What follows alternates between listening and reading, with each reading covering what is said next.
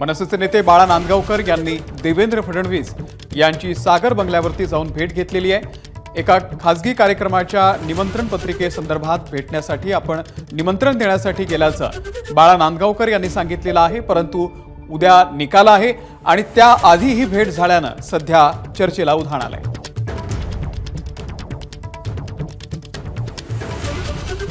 सन्माननीय कालिदास कोलमकर आमदार साहेब त्यांच्या मुलाचं लग्न आहे म्हणून ते राज ठाकरे साहेबांकडे आले होते।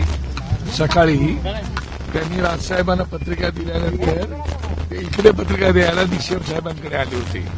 मला म्हणाले आपण जाऊया, तर मी त्यांच्यासोबत आलो होतो आणि मग त्याप्रमाणे आता ते पत्रिका द्यायला आले होते म्हणून मी त्यांच्यासोबत आलो आणि मग देवेंद्र फडणवीस साहेबांची भेट झाली।